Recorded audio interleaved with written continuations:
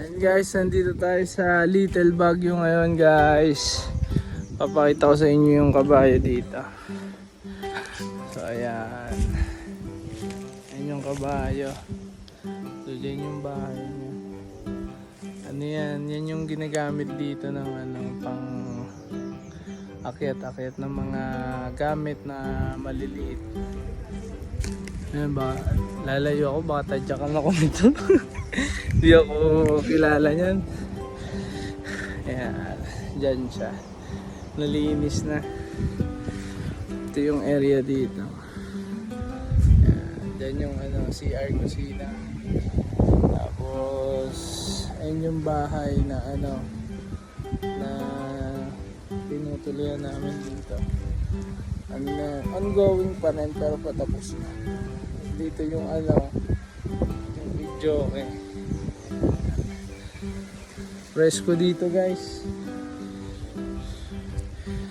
Ang normal na temperature ngayon dito ay 24, 25. So malamig na siya, parang naka-aircon na rin. So ayun muna guys, sakit muna kami. Ayan guys, dito naman yung pusa. Ayan, may kulungan na sila dito. Ang ganda na bahay nila. Ayan, maganda yung isang pusang yun. So, dito naman yung mga itik.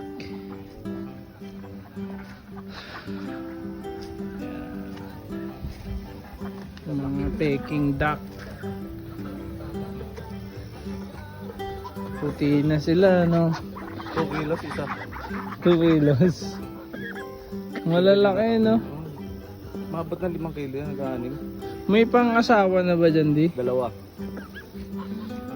8 yung babae, 2 ang lalaki. Lalaki pala ng Peking Susunod duck, no? lalagyan ng tubig. Nakalimutan ko magdala ng plastic.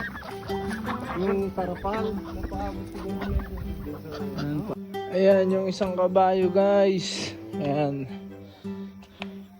Babae yan. Tapos buntis. Siya ngayon. Ayan yung bahay niya. Inaayos pa rin. So dyan muna siya. Hanggang sa makapanganak. So paakyat ako ngayon. Doon ako sa may signal. Kailangan ko kumontak.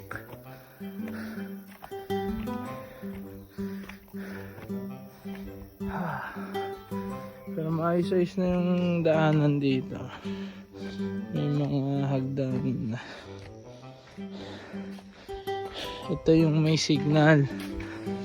Naggawa kami dito ng upuan. Dito muna tayo guys.